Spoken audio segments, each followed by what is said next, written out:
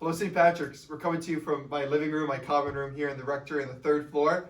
The only other priest I live on the third floor with is Father Jeremias, who's my neighbor. So we're happy to have you on the show tonight, Father Jeremias. I'm happy to be here. Father Jeremias, usually the past couple of years you've been coming as our winter help, but now winter is gone. Easter, it's now Easter season. You're still here. How does it feel to be now our spring help as well? Yeah, I in general love the company of priests, and here we have under the leadership of Monsignor Cam, a pleasant company.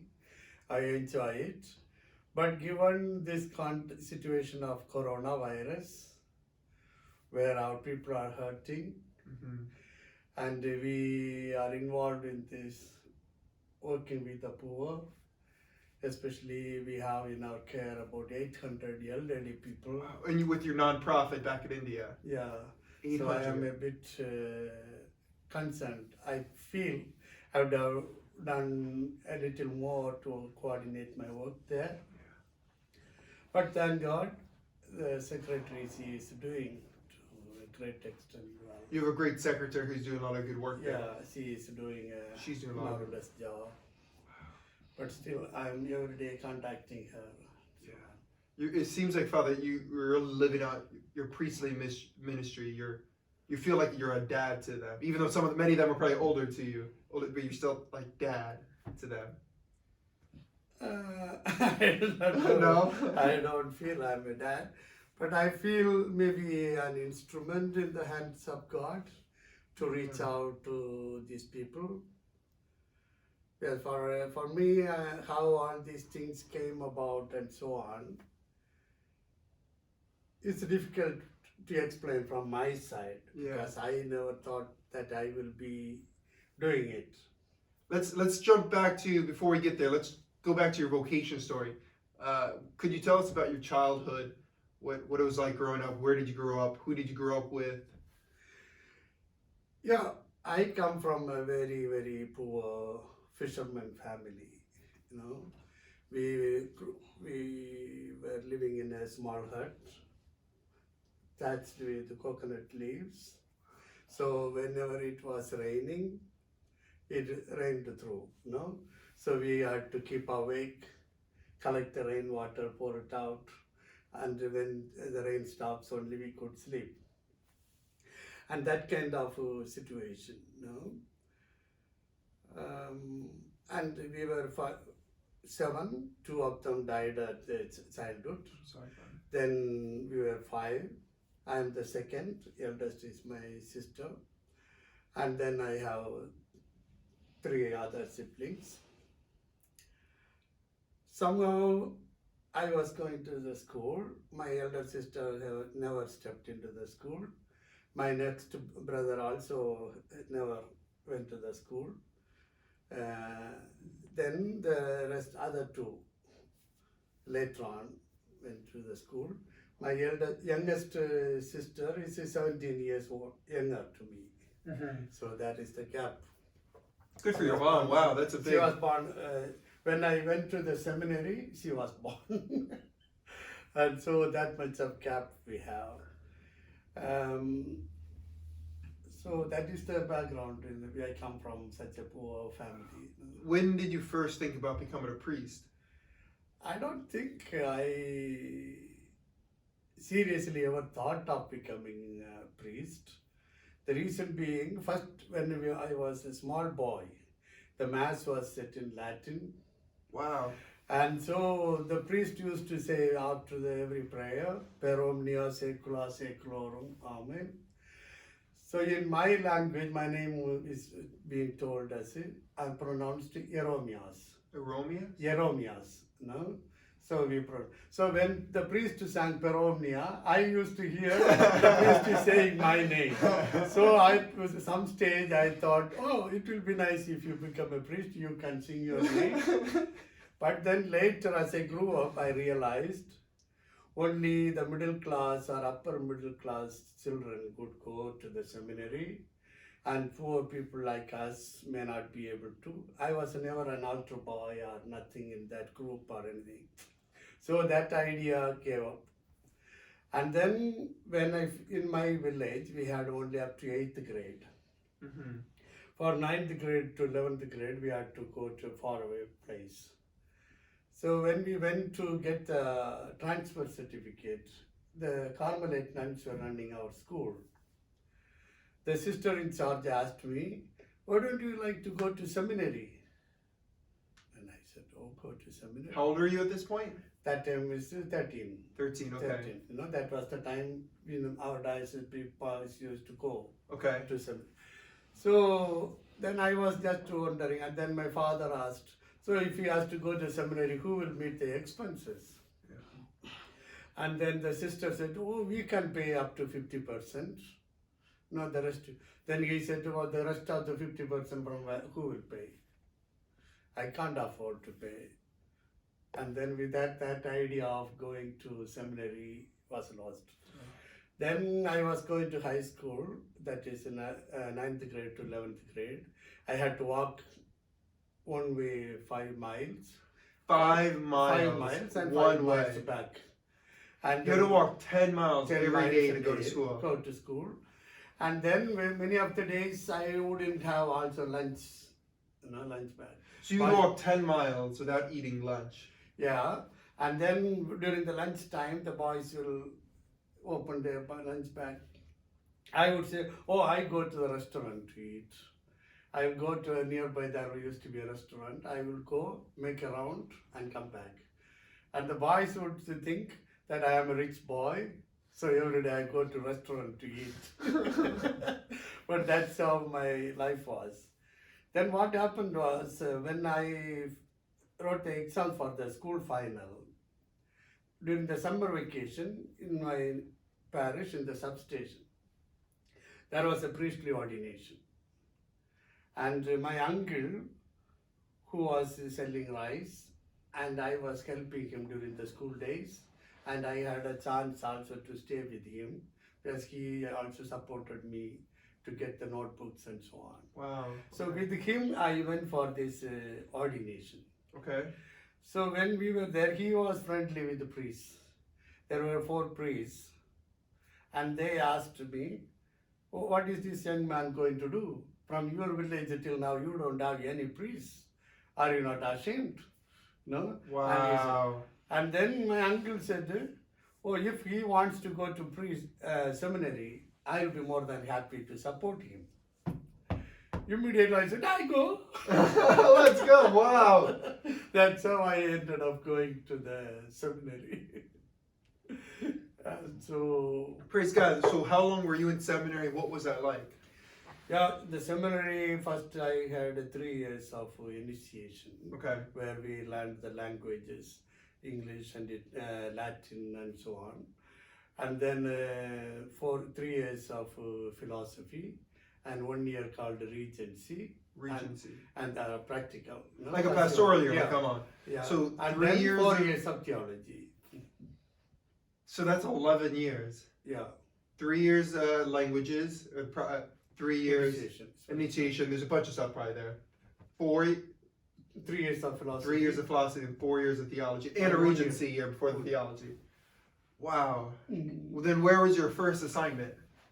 After the ordination, first assignment was in the end of Indian land, called Kanyakumari. That's a big, large parish. About 5 days after my ordination, one of my senior priests came as we were attending a mass. He came and said, "Condolences." I said, "What? Condolences? You are already appointed as associate in that big parish." And I said, "What?" "And you cannot do anything there." I said, "What happened?" Because the village was divided, Oh man. and the pastor was not allowed to go to the church.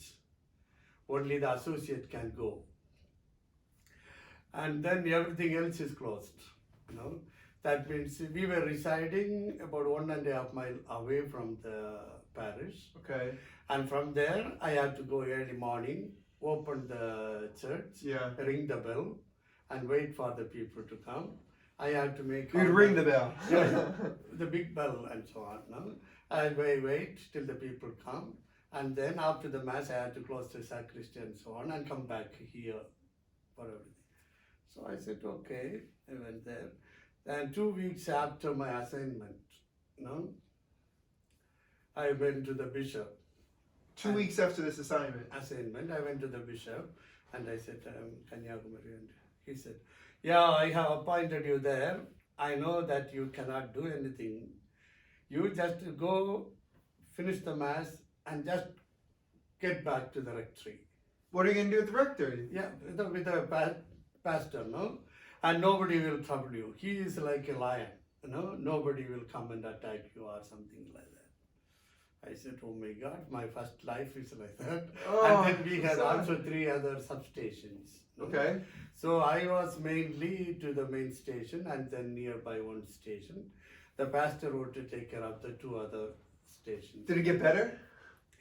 Yeah, then about a month later, I saw some women sitting in corners and saying some prayers. So I went and asked, what are you doing? They said, oh, we are members of Sacred Heart Association. Then I said, if you are association, you should be together. Why are you separated like this? You are keeping social. It's like during the corona. Social distance. Oh, holy church then, ladies are still coming to the church now, St. yeah. Patrick's here. Yeah, and then she said, oh, if we come together, will you come for the meeting? Then I said, if you are an association, I will come. No, till now, no priest came. That's why we are like that. So they came. This news spread around the parish. Mm-hmm. Then another girl came and she said, oh, we belong to Christian Life Commission. Mm-hmm. So if we come together, would you attend the meeting? I said, yes, why not? So slowly, I was, usually every priest is, associate is transferred every year. Mm-hmm. I was asked to continue for 1 more year. Wow. 2 years I stayed there. Within those 2 years, I formed almost 22 associations in the parish, and there was some new life and so on. The important thing I liked was about 5 to 6 months later after my going, one young man came and said, Father, there is a society called St. Vincent de Paul Society. We got that here at the parish. Thank you all for everything you do, especially you, Joe Schmitz. Yeah. St. Vincent de Paul Society.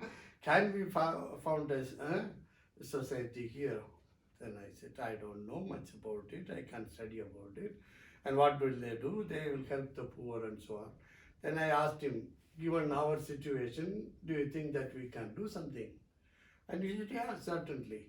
Then you bring some boys together. Then he brought about I was getting a little worried. All these associations so far, you're young priests, all these women. 10 young men came That's together. great. Then we created this St. Paul Society. Wow. Then after about... What would you guys do with the society, St. Yeah, Paul? after about 2 months, St. Paul. these boys came and said, Father, there is a very poor family, their hut is leaking and so on. There is no male member, and so they are not able to maintain this hut. Can you give some help? Then I said, I am a poor priest, I don't know anything. And they said, in the Social Service Society, they give wheat and oil. Wheat and oil. Oil. Okay. We received from America, CRS it is called, Christian Relief Service. Mm-hmm. They do food for work scheme in the poor areas. So if you can get something, that one, and some money, we can help these people. Praise God. So I went to the bishop and said, this is the situation, can you help? And he said, I don't have money, what to do? Then I told him about this one, in the Social Service Society, they are giving wheat and oil. And then together with that, if you can give some money. Then he said, yeah, I can ask them to give you wheat and oil, but for money, what to do? Then he said, I have a set of Gregorian Mass. If you want to say this Mass, you will get some extra money. Wow. Then I said to him, here every day I have Mass. How can I say? Then he said, local intentions, you take it as second intention, make the Gregorian intention as primary, and then you will save. And by that, I was able to save about $20 Wow. worth of now, And I gave that money, and the boys worked manually to build this. They built 2 huts with this money. That was a kind of encouragement for me. That's awesome, Father. Yeah. And then after 2 years, I was transferred from there to another parish in the interior. So they say often after your first parish is really your first love. So like when Father Bissix leaves here, he's probably gonna have a good cry. Mm-hmm. Did you have a similar experience after that after your first parish? Did you really like fall in love with the parish? Yeah, I loved that parish, and the people also loved, though they had a lot of misunderstanding with pastor and so on. Yeah. I loved being there. And then every Sunday I used to have 2 masses. In between, nothing, And then after the second mass, I had to go to the substation, walking along the seashore, about 1.5 miles. Then I have the third mass there. After the third mass, after maybe 6 or 7 months, one family took pity on me and used to bring something for breakfast. That's nice. Yeah, after the third mass, which will be about 11 o'clock. I wanna jump to something else, Father. You personally knew 2 canonized saints. One of which is St. John Paul II. This is one of my favorite books, St. John Paul the Great, His 5 Loves by Jason Everett.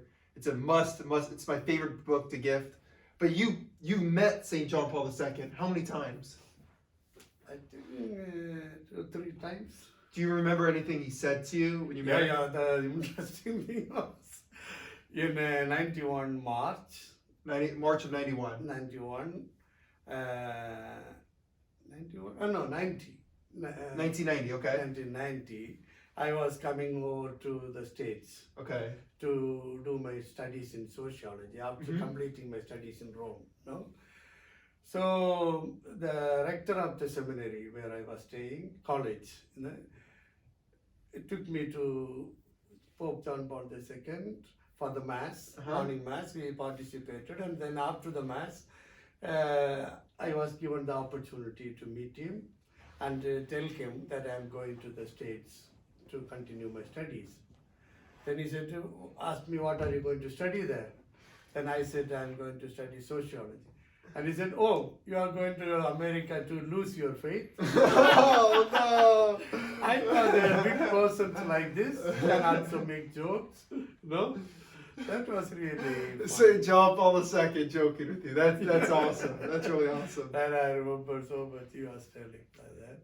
Because those days, many of these people who were doing social work were going away from priesthood and convents and so on. That was a crisis in the States. Speaking of social work, though, in the church, you also met another canonized saint. Yeah, Mother Teresa, I met a couple of times. First time when I was a seminarian, that was in 73, I think. I was doing 1 year during that practical year. Oh, the Regency year, yeah. Regency year, I didn't go to the parish. Yeah. I went to the college to do a pre-university study. Okay. So that was a seminary, Okay. and in that seminary, she came to visit. So I was a leader there, So she came and gave us a talk and so on. And then from the college, I had the opportunity to take her to the Archbishop's house. So what do you mean you took her to the Archbishop's house? Yeah. You drove her? No. With the taxi, I accompanied her. So you sat right next to her? Yeah, we were sitting close in the back seat, So there was like 3 people in the back seat? No, 2 of us. And you were sitting right next to Mother Teresa? Mother Teresa. And the taxi. And the driver was in front. And then as we were going to talking so many things, those days I had a small diary, Yeah? that she gave her an autograph and so on, the taxi. Did she give you any advice? Do you remember? I don't remember now, that is 73. Wow. A really close friend of mine, Sarah, she entered the missionaries charity 2 years ago, or almost 2 years ago now, and they're one of the most intense orders in the world, but it's so beautiful, the joy that they exuberate. Yeah, that is true. In spite of the fact that they are working with the poor and their disciplines are very strict, you can always see a kind of pleasant approach to people Praise God. and real happiness, cheerfulness among them. That is. Father, to close up for these next few minutes, what do you love most about being a priest? See, for me, being a priest also means trying to build a better relationship among us. Mm-hmm. As a young seminary priest, after 3 years of my ministry in 2 parishes, I was asked to be the vice rector of the minor seminary. Wow. So I was there. And as a vice rector of the minor seminary, I was feeling I could get in touch with many priests. And I could see many priests having misunderstanding with the bishops, Mm-hmm. and then having not healthy relationship in the rectories and so on. So I had a talk with my bishop. He was a big leader, so to say. So though I was only a young priest, about 3-4 years and so on, he listened to me. Mm-hmm. And I said, some of our priests are having misunderstanding with you and they feel hurt. And then they have also among themselves not healthy relationship. Mm. Then he asked me, what do you think? I told him I would like to create a movement. A movement. And he said, yeah, go ahead, we'll see what we'll do. So I created a movement called FF. FF meaning fellowship and friendship. That's great. So once a month we used to come together, all the young priests come together, listen to one talk by somebody, and then we discuss, then we have companionship. Amen. We have lunch and so on together. So that was growing up. Then I thought, then some of the elderly priests asked me, you are organizing the young priests, but what about us? Then I said, that's amazing. Okay, we will see. Then I thought the Second Vatican Council and the teachings of the Second Vatican Council is not very familiar to the senior priests. So I create a movement called TAG. Theological Assimilation Group. Okay. So that also we used to organize once a month. One of the professors from the seminary would come and give a talk on the current theme, and then the senior priests will discuss it and so on, and part with the lunch. Mm-hmm. Then I didn't have money to organize. That's all it comes down to the money. Then I went to the bishop and told him, Bishop, many are interested. Many of the priests are interested in these things.